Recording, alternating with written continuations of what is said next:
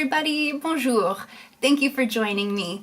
Today's video is all about a fresh spring look, and it includes 3 of my spring beauty must-haves. It's a great one to watch and to recreate, so I hope you enjoy. All right, so let's get started. I'm going to pin my hair back. All right, so I've already applied my moisturizer, my sunscreen, so I am good to go. So I'm going to start with my complexion. So I want something really light and soft and glowy, so I'm opting for a tinted moisturizer. So this one is from Mercier. I'm just going to apply a few drops to my face. Up. I want a light to medium coverage. So this Duo fiber brush is really good for that. So I see I need a little bit more coverage on my cheeks. So I'm just going to go ahead and do that. So add a couple more drops. And blend that in. So the next step is concealer. And my favorite at the moment is Erborian Touch Pen, which is great, and it's just a little cushion. Click it, and I'm applying it. I'm focusing on the inner corner of my eye because I really want to brighten and open, and I'm going to apply on the outer corner of my eye, on top of my cheekbones and underneath my eyebrows. I'm going to add a little bit to my cheeks as well for a little bit extra coverage because my cheeks are nice and rosy today. I went for a run this morning and they haven't quite calmed down yet. All right, so I'm actually going to blend my concealer with my finger. This is one thing that I don't mind using my hands for. I typically like to use brushes, but for concealer, I like to use my hands because I like to use the heat from my hands to blend the product. So as you can see, I've evened out the complexion. I've gotten rid of any redness, but my skin is still showing through the makeup, which is what I want because I want that fresh, natural glow. So here we go. Now I'm going to powder. So today I'm going to use Becca. It's just the Set and Refresh powder. It's a Hydra-Mist Set and Refresh powder, so it's a great powder. It's really lightweight. It won't dry out my skin, and it won't make my skin look heavy, if that makes sense. I don't want to powder everywhere because, again, I don't want a total matte look. So I'm actually going to use a smaller powder brush and just dip it in the powder, tap off any excess, and just powder where I need to. So basically where I want to set the product. So around the nose, chin, and around the eye area. So basically everywhere that I put the concealer. I'm not going to powder around my cheeks too much because I want to keep that fresh glow. I'm going to go ahead and just use a little bit of bronzer just to warm up my complexion. And I'm going to use a small powder brush again.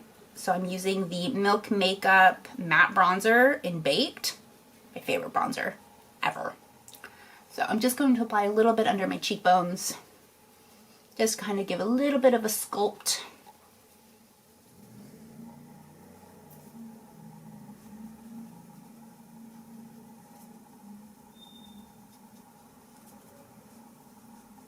Under my chin, my nose. Like I got rosy at that picnic I was just at. And I'm going to go back in with my foundation brush and just kind of tap. No extra product, just whatever is left on the foundation brush will help me blend the bronzer. So now that I look a little bit sun-kissed, it is time for my first spring must-have. So my first spring must-have is a blush. So obviously you'd put blush on all year long, but what makes it springy is that we are going to go for more corally orangey tones. So today I'm going to show you Milk Makeup's Werk. This is the Lip and Cheek stick. So it's a cream stick, but it has a kind of a powdery finish. I absolutely love it. It's so easy to use. If you have a fair complexion, go more for corals. If you have a deeper complexion, then definitely go more towards the oranges, but mixed with the pink is just absolutely beautiful. So I'm going to go ahead and use a small brush. You could apply it directly to the cheeks, but even though it's a cream, I like to use brushes, and you would use the brush just like you would for a powder blush. So I'm just going to apply it on the middle of my cheek so you can smile if you want. Up, and then bring it up. So apply the blush to the intensity that you like. Once again, foundation brush I'm going to use to just tap over it. It's a little bit too pink for my liking, so I'm just tapping over it to blend it, so that way it looks more like a natural flush and not just like I just applied a stick of blush. All in the natural here. So this is the complexion basically done, so I'm going to move on to the eyes. I'm just going to lightly define my eyebrows. I don't want anything too dark, too much. So I'm just going to use this Anastasia brow gel. It's well worn, I don't know if you can see that. I love this product. And I'm just going to lift my brows, define them lightly.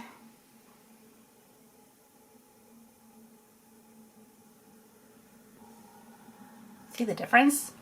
Isn't that insane? So crazy. And now it is time to start the eyes. So I'm going to start with a base of liquid eyeshadow. I'm going to use Stila's, what is this called? Liquid eyeshadow Shimmer in Gold in Starlight. So this is a beautiful, long-lasting liquid eyeshadow that I like to use on myself and on my clients quite a bit. I've got lots of different colors.